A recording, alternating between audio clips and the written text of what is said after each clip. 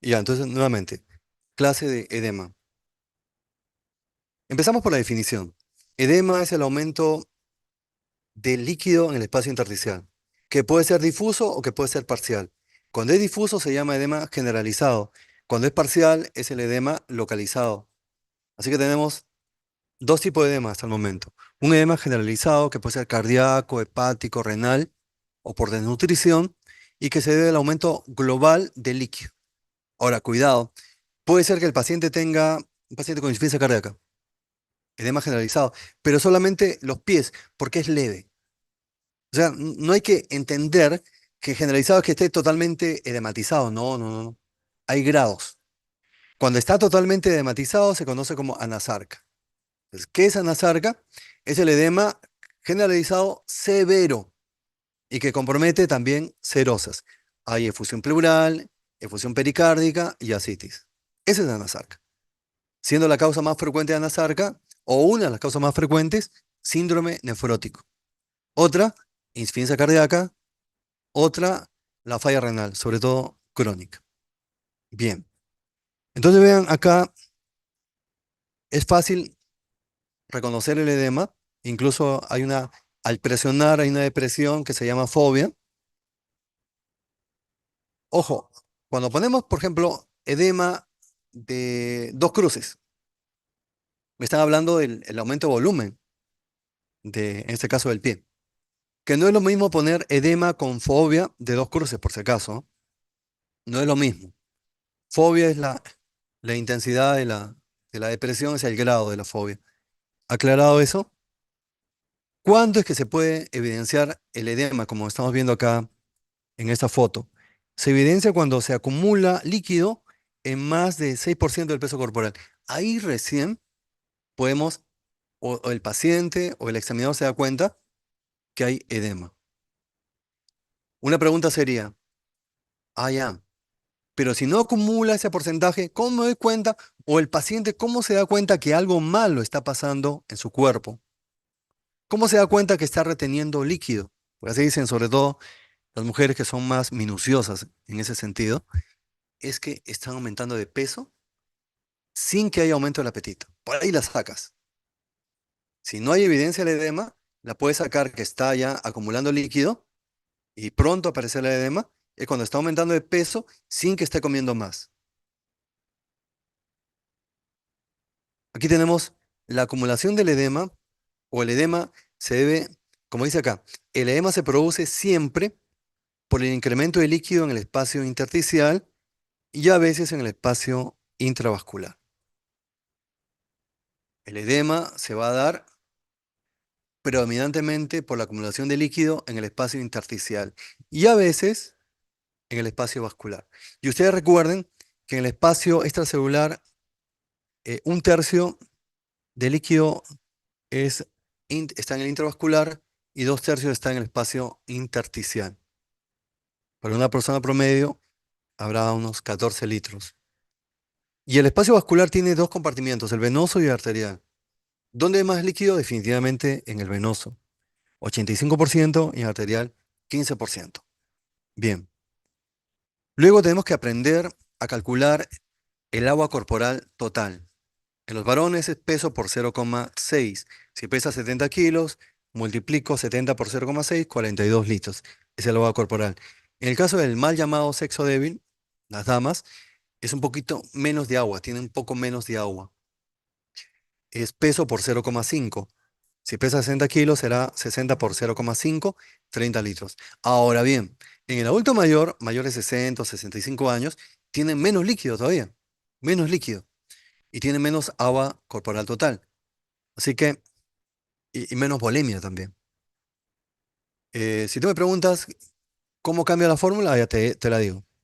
Si es varón, adulto mayor, ya no es peso por 0,6, sino peso por 0,5.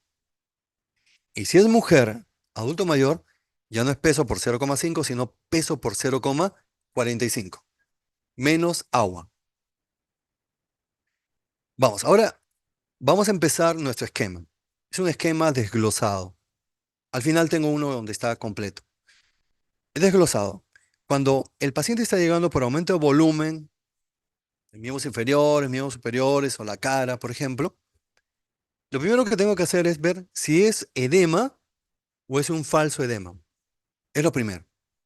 Y aquí tienen en la foto hay una paciente que es igual de gordita, que está hospitalizada, está un poco malita ella.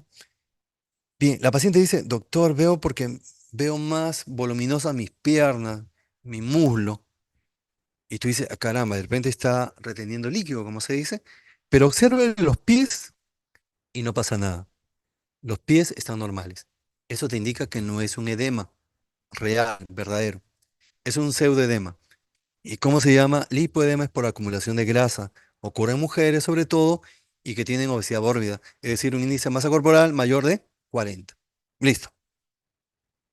Y eso tiene que tomarlo como norma. Cada vez que hagan ustedes sus esquemas de disnea, de ictericia, de lo que sea, al inicio debe estar, y lo que vimos también de fenómeno Raynaud, al inicio ver si es un problema real o es un problema falso, que también se llama funcional. Bien, si es un edema real, verdadero, como está, ya sabemos que se puede identificar e incluso algunos cursan con fobia. Y cuando se presenta esta fobia, ya lo hemos dicho. Esto para que se acuerden del falso problema, que al inicio de sus algoritmos, esto lo pongo para que se acuerden, para que no se olviden de esto, al inicio de sus algoritmos tienen que plantearse si es un verdadero problema o un falso problema. Es aquí como el león.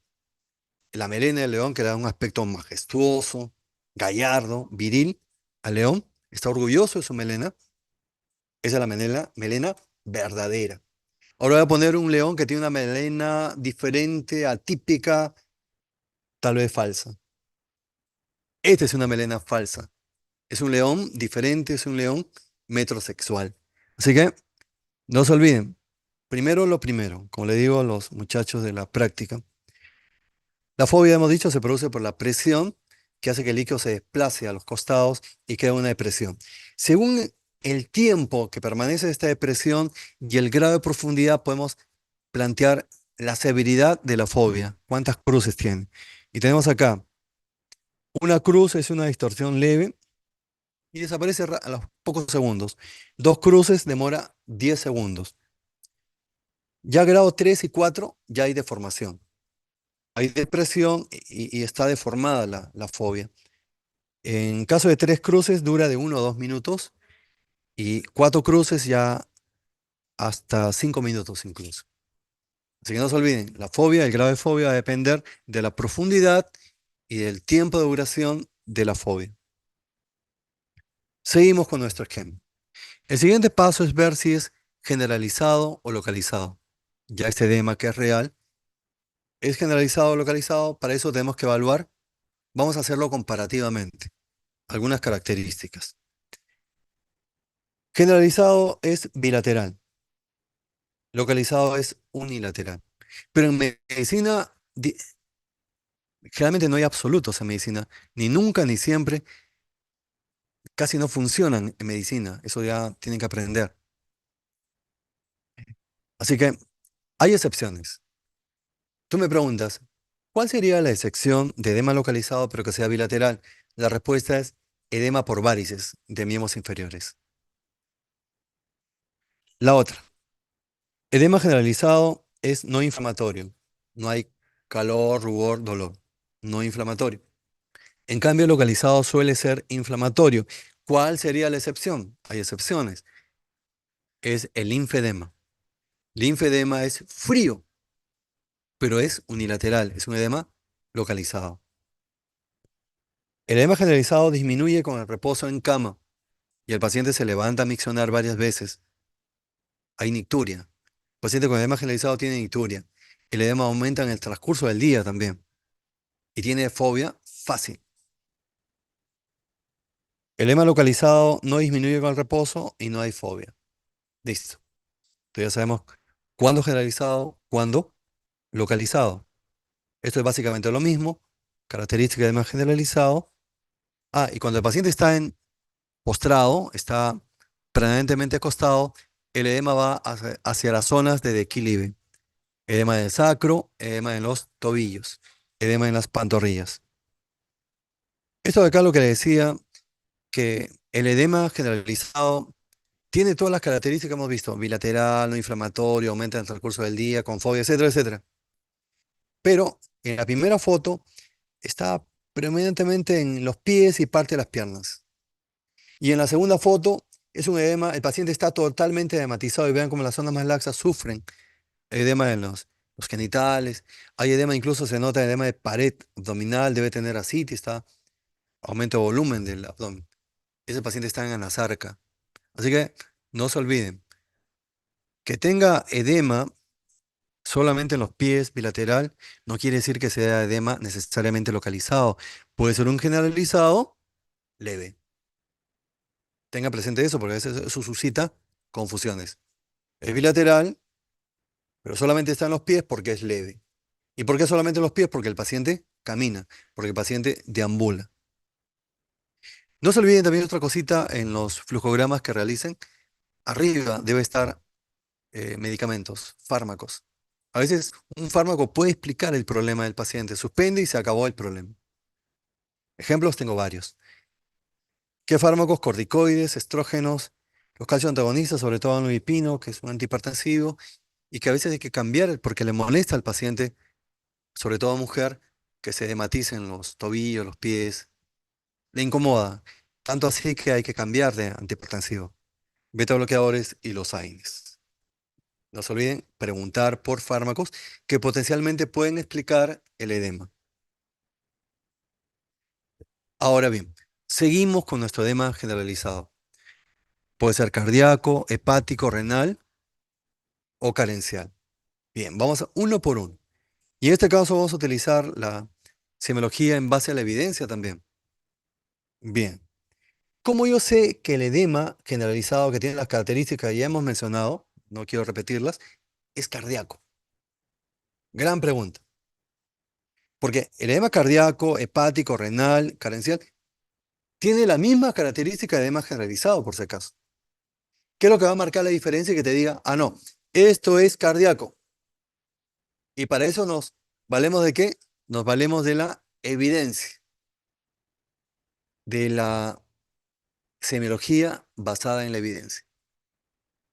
Buscamos cuál es el síntoma principal que tiene mayor valor diagnóstico para insuficiencia cardíaca, es la ortopnia. Ese paciente que no tolera el decúbito. Y tú le preguntas, ¿y usted duerme con más de una almohada? ¿Desde cuándo? Así te dice, hace un mes utilizo dos, tres almohadas. Ni hablar, tiene ortopnia. Y eso es para, y si además hay edema, edema generalizado, es cardíaco. Le miras el cuello, ahí estamos hablando de signos. Y tienes lo que está señalando la flecha, la incuritación yugular, de la vena yugular externa, que te está indicando aumento de la presión venosa central, que te está indicando aumento de la presión capilar pulmonar en cuña.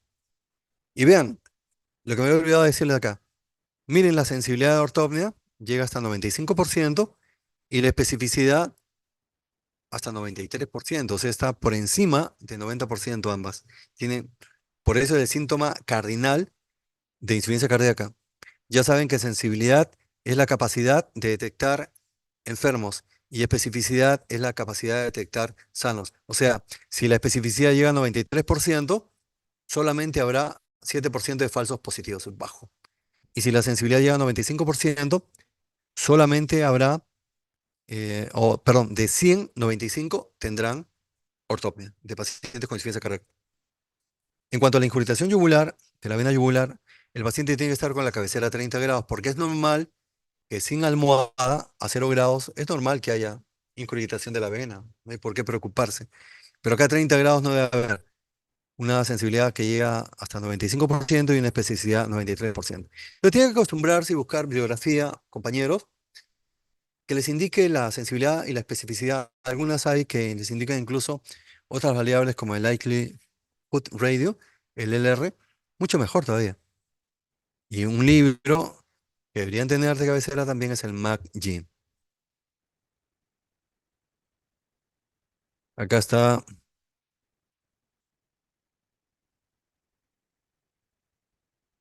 mira, tremenda. Incuritación yugular, tremenda. Y hay un dato curioso acá, si se dan cuenta, que cuando la persona inspira, se colapsa, debe colapsarse la vena yugular externa. Cuando inspira, debe colapsarse. Y cuando expira, debe acentuarse. Sin embargo, acá, en el momento que inspira, se ingurgita más. Ese es un signo. ¿Cómo se llama ese signo? Se llama pulso venoso paradójico. Es el signo de Kussmaul. ¿Qué te está indicando? Que hay un gran aumento de la presión venosa central. Recuerda, lo normal, digamos, que es que un paciente que tiene incurgitación yugular es que cuando inspira profundo se colapse, se colapse la vena. Y en expiración se ingurgite. Pero acá es al revés. Si tú ves que el paciente eh, al momento de inspirar se ingurgita la vena, ese signo es de pulso venoso paradójico, conocido como signo de Kussmaul. Eso para el capítulo tercero. ¿Ven? Clarísimo. Solamente algo del edema cardíaco. El edema cardíaco por disminución de la volemia. Hay una disminución del volumen plasmático efectivo. Esto va a estimular mecanismos neurohormonales como el simpático, la vasopresina, la aldosterona. Y finalmente da lugar a que al aumento de la resistencia de la resistencia vascular a nivel de las arterias eh, y del riñón, lo que da lugar a una reabsorción de agua y de sodio, conocido como reabsorción secundaria, que va a perpetuar el edema. O sea, aumenta la resistencia vascular, arterial y también de los vasos renales. Eso sería un poquito la fisiopatología de edema cardíaco. Una cosita, una vez me preguntó un alumno si el edema cardíaco, ¿qué consistencia tiene? Buena pregunta. ¿El edema cardíaco qué consistencia tiene? El edema generalizado, la consistencia, digamos que es firme, no es dura, ¿no? Sin embargo, la cronicidad, años tras años, incluso más de una década, eso que da lugar, esa permanencia de líquido fuera del intravascular, de líquido en el intersticio, también va a ocasionar algo de lo que hemos hablado en inflamación. ¿Y qué va a condicionar? Que se acumulen fibroblastos. De tal manera que un paciente cardíaco crónico de muchos años puede tener edema duro. Y la explicación es por que se activan mecanismos inflamatorios y la última fase de la reparación es con fibroblastos. Sería la explicación, que es duro cuando es crónico.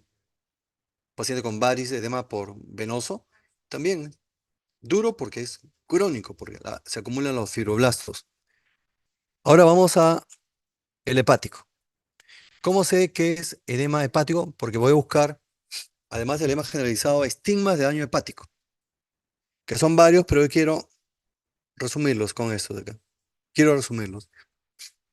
Busco telangiectasias en la cara, en el tórax, telangiectasias, las famosas arañas vasculares. Esto busco.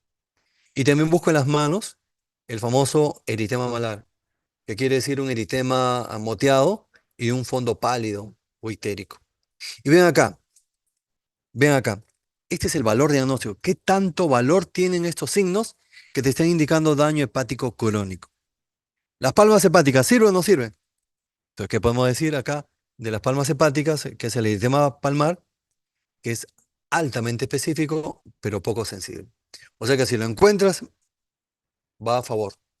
Va a favor de que el paciente es cirrótico. Si no lo encuentras, hay que seguir buscando otros signos.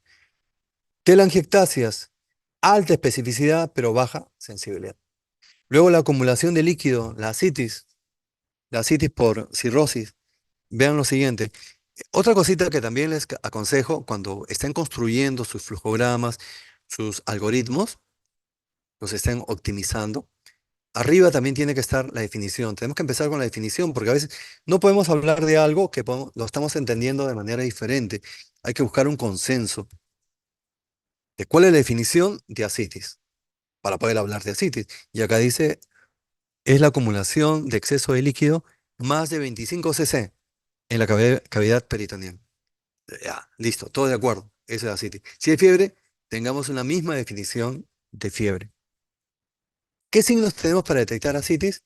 La matidez desplazable y el llamado signo de la oleada. Matidez desplazable cuando yo percuto el abdomen, el paciente está echado, y percuto, em, acá puede ser en la flanco derecho, percuto y está mate. Entonces le pido al paciente que se ponga en decúbito lateral izquierdo y vuelve a percutir, y donde estaba mate ahora es timpánico. Eso quiere decir que el líquido, por el cambio de posición, se ha ido hacia el lado izquierdo. Eso es matidez desplazable, que también es muy sensible, pero poco específico. Y el signo de oleada ya es un poquito más complejo, pero eso lo va a ver en el capítulo correspondiente, pero le voy diciendo que es regularmente específico y una sensibilidad intermedia. Baja en realidad. Acá, ojalá que sí. Es para ver el líquido acítico.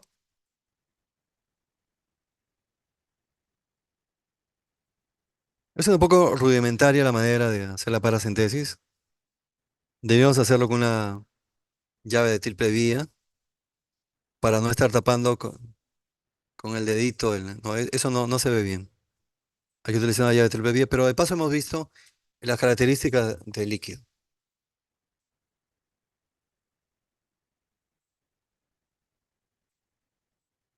Ah, esto de acá, a propósito de agujas. Este videito es a propósito de las agujas.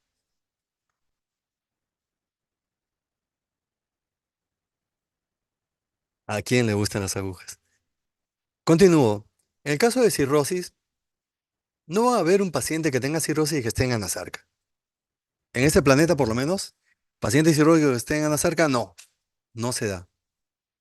Y no se da porque existe una preelección por la acumulación de líquido en el cavidad peritoneal. No va a haber un paciente que esté como el nefrótico, por ejemplo, que está totalmente dematizado. No, acá es básicamente ascitis y también puede haber en piernas. Tomen nota de esa predilección de la acumulación de líquido en la cavidad peritoneal. ¿Por qué se da en cirrosis? También hay una disminución del volumen plasmático efectivo por la vasodilatación permanente que está presentando estos pacientes. Es lo mismo que la insuficiencia cardíaca estimula mecanismos neurohormonales, lleva aumento de la resistencia vascular arterial y a nivel renal y retención secundaria de agua y de sodio. Vamos ahora con el edema renal. Edema renal. ¿Cómo me doy cuenta que este edema generalizado es renal? Tal vez una ayuda sea que predomina en el rostro, en los párpados.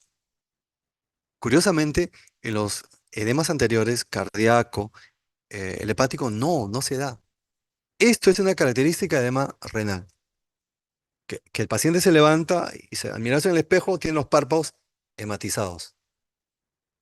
¿Qué posibilidades tenemos para edema renal? Que sea por enfermedad renal crónica, por síndrome nefrótico, por síndrome nefrítico. Por enfermedad renal crónica, acá les digo otra triada de RC. Edema, oliguria, es decir, un volumen urinario menor de 400 cc en día, y la anemia. Esto va para RC.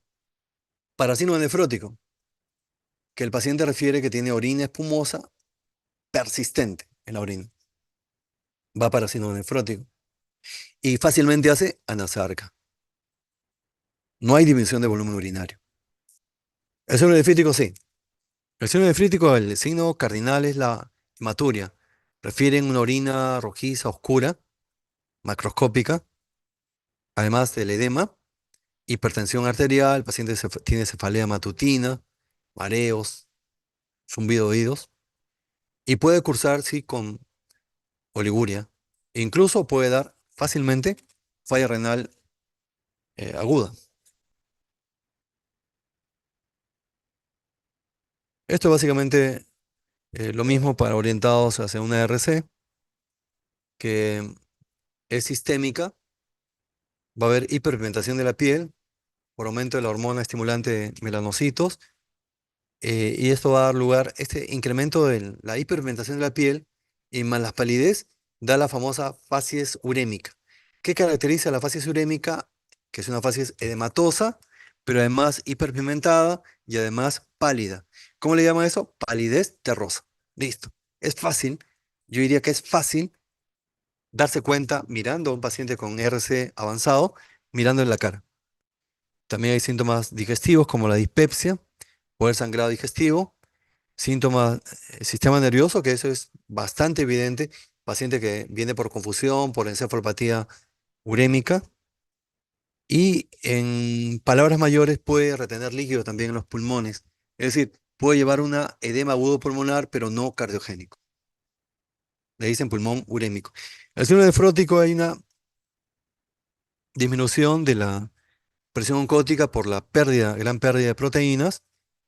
Esto lleva a una alteración de el equilibrio que debe haber entre la gradiente de presión hidrostática y oncótica y genera el edema.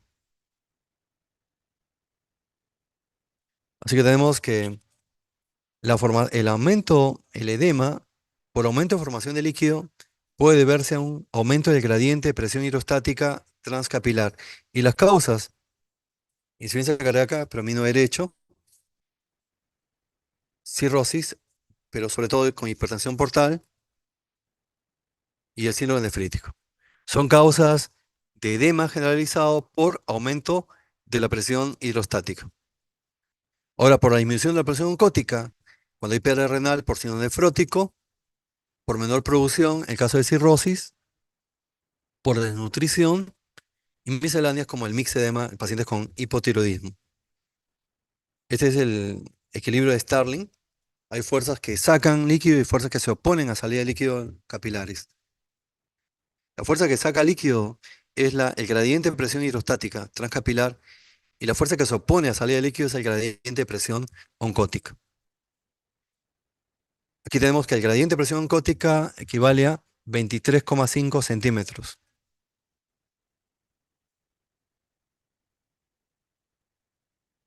Y hay una tasa de filtración neta.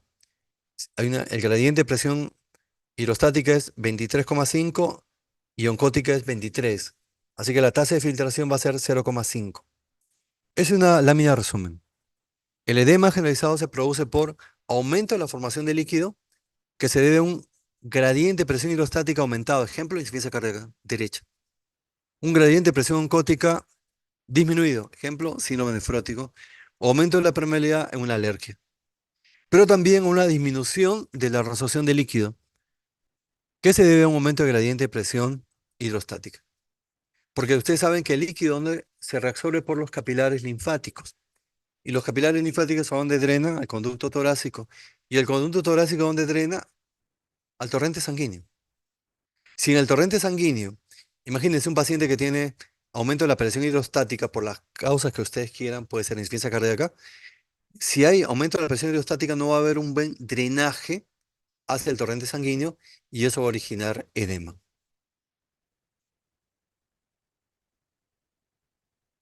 Esto es básicamente lo mismo y esos son los capilares linfáticos. El edema también puede ser por aumento de la permeabilidad por las alergias. Acá hay un mix de facies edematosas. La primera es lo que vimos, el angioedema, alérgica, por ejemplo. La segunda he visto pocas veces, es poco frecuente, esta fase de la paciente de la segunda foto. Eh, el edema en este caso se llama edema en esclavina. En algún momento de repente deben verlo. Está edematizada, es un edema no inflamatorio de la cara, el cuello y la porción proximal de los brazos. Imagínense, por eso seguramente le dicen en esclavina. ¿Y a qué se debe? Se debe a obstrucción de vena cava superior. Puede ser por una masa mediastinal, un timoma, por ejemplo. Es el síndrome de obstrucción de vena cava superior por un timoma, por un linfoma o por un cáncer de células pequeñas pulmonar. Esa es la fase que estaba en miscelánea, ¿se acuerdan? La fase es mixematosa, pacientes con hipotiroidismo. Aquí hay congestión conjuntival y edema bipalpebral eh, con sensación de cuerpo extraño, puede ser una conjuntivitis. Aquí habría que preguntar dónde está el edema y aquí también dónde está el edema. Ya las últimas láminas, edema localizado, ya dimos las características.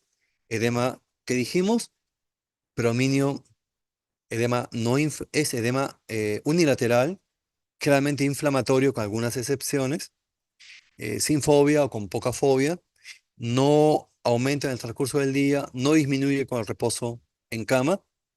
Esas son las características. Edema localizado, por aumento de la permeabilidad, por disminución del retorno venoso y por disminución del drenaje linfático. Por aumento de la permeabilidad tenemos infeccioso la celulitis, trastorno vasomotor en pacientes que tienen hemiplegia y las alergias. Infeccioso. Acá vemos que hay un edema inflamatorio con dolor, calor, rubor. Además, el paciente tiene fiebre, fiebre con escalofríos y en el hemograma hay leucocitosis. ¿A qué es igual esto? A celulitis. ¿Cuáles son las bacterias que producen con más frecuencia celulitis? Son las que están normalmente en la piel. ¿Cuáles son? Son dos, cocos, Staphylococcus aureus y Streptococcus pyogenes. Son las causas más frecuentes de celulitis. Esto de acá es interesante, que alguna vez te lo vas a encontrar, que los pacientes que tienen hemiplegia, es decir, déficit motor en un lado del cuerpo, hemiplegia es que no mueve nada, y parece que mueve algo, la mitad del cuerpo. Acá es hemiplegia. Los pacientes por trastorno vasomotor van a hacer edema, pero solamente el edema en el lado donde no moviliza, ¿de acuerdo? Si tienes un paciente que tiene edema en el lado que no moviliza, ese edema es vasomotor, es por la falta de movilidad. Después viene por disminución del retorno venoso, la trombosis venosa profunda y la flebitis. Esta, la trombosis venosa profunda, es peligrosa. Es peligrosa cuando se da el edema por encima de la rodilla. Cuando está por debajo de la rodilla es menos peligroso. ¿Y peligroso en qué sentido? Que el trombo puede llevar una tromboembolismo pulmonar. Es el peligro. Acá es a nivel de las venas iliofemorales. Es más peligroso. ¿En quiénes sucede esto? En pacientes postrados, postquirúrgicos, por ejemplo, porque tienen eh, varices en miembros inferiores, tienen tendencia a tener cuidado con la trombosis venosa profunda. Esto solamente para mencionarles que están los criterios de Wells que han inventado los gringos para darle peso, como le dije, peso específico al criterio clínico. Y te hablan de la probabilidad clínica de tener trombosis venosa profunda, es los criterios de Wells. Y vean cómo analizan acá, cómo interpretan. Si tiene 0 puntos es baja la probabilidad clínica. 1 o 2 puntos, intermedia. 3 o más puntos es alta la probabilidad clínica. Y vea, ¿qué evalúas? Evalúas la comorbilidades en el caso de cáncer, si hay limitación funcional de la pierna hematizada, si ha estado postrado, si hay dolor en el trayecto de la vena, eh, etcétera, etcétera, para no marearnos. Pero recuerden, y ustedes ya en medicina interna, yo creo que ya en semiología deberíamos, compañeros, utilizar estos scores que le dan relevancia a la probabilidad clínica. Y hay varios, ¿ah? Por eso pidan la ayuda de sus docentes, sus profesores. Doctor, ¿existe un score para este problema, para valorarlo desde el punto de vista clínico epidemiológico? Sí, ¿cómo se llama? Ya habría que utilizar desde semiología, porque medicina interna, sí o sí, debería ya llegar utilizándolo. Está de moda eso, ¿eh? Y me parece bien, me parece bien. Ese es un problema menor, la flebitis, en este caso donde ha estado la vía, la venoclisis, siente dolor. Y vemos que hay una zona eritematosa, dolorosa y una vena inflamada. El flebitis solamente con pañitos de agua tibia se soluciona el problema. Esto de acá ya es un edema crónico por insuficiencia venosa. Lo que le decía. ¿Qué te dice que es crónico el edema? Uno, que es duro. ¿Y por qué es duro? Es duro porque se acumulan los fibroblastos. Eso. ¿Qué otras características tiene que te dicen que el edema es duro? Bien, el color. Inicialmente, la piel adquiere un color rojo que te hace simular ¿qué? Pensar en qué, celulitis. Claro, está color rojo que pienso celulitis. Pero hay algo curioso, que tiene los dos pies rojos. Celulitis bilaterales, poco frecuente, ¿eh? Poco frecuente. Eso ya te da pie para pensar que esta celulitis bilateral, entre comillas, no es celulitis, sino es consecuencia de la insuficiencia venosa periférica. ¿Y por qué? ¿Por qué cambia ese color de ladrillo? Porque no solamente escapa el plasma al intersticio, el líquido, sino también células. Y una de estas células son los glóbulos rojos, que se van a metabolizar y dan un pigmento que se llama hemosiderina. Es por eso que después de ser color rojo, se convierte ya en manchas hipercrómicas. Y dicen por éstasis venoso. Como lo que estamos viendo en la foto. Manchas ya hipercrómicas. Listo. ¿Cómo me doy cuenta que es crónico? Uno, porque consistencia dura, por lo explicado. Dos, por el color, porque hay hiperpigmentación. Tres, hay acumulación de fibrina debajo de la piel, lo cual se llama lipodermoesclerosis. Debajo de la piel se acumula la fibrina y eso no permite que la piel reciba una buena nutrición. Se debilita la piel, se desvitaliza la piel y eso, ¿qué va a ocasionar? Predisposición a las llamadas úlceras varicosas como esta. Que esto amerita pues mucha paciencia, un manejo largo para que se curen las úlceras varicosas. El linfedema, digamos que el linfedema es un edema localizado, pero es el edema de mayor volumen. Eso. ¿Cuál es el edema de mayor volumen? Es el linfedema, que llega a extremos de la llamada elenfatiasis. Puede ser de causa infecciosa por parásitos como la filariasis o por cáncer también. Pero vean, mira, eso llama elenfatiasis porque aumenta exageradamente, en este caso la mano, la pierna también puede ser, y eso es doble problema para el paciente porque limita la función de la extremidad comprometida, hace que se sienta mal el paciente, y además todos se enteran que tienen eso. O sea, doble problema, porque todos se enteran que está mal de eso. Y eso puede llevar incluso a la depresión, una depresión reactiva del paciente. Nos despedimos con este un video. La paciente que tiene, ellas también se dan cuenta, hay edema unilateral en miembro superior izquierdo, pero también tiene edema en el cuello y en la mitad de la cara izquierda. Ojalá que corra.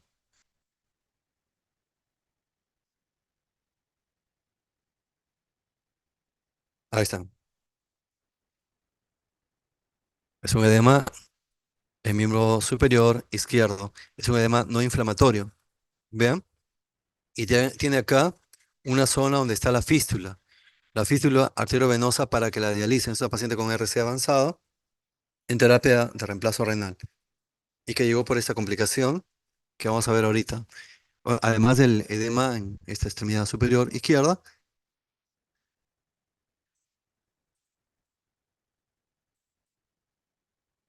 ¿ven? Edema en el cuello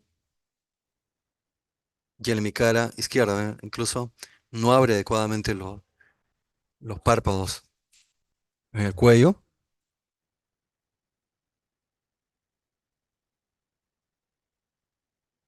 y solamente la de mi cara. No enfocó bien, pero solamente la de mi cara izquierda y edema. Es decir, es un edema en semiesclavina, compañeros.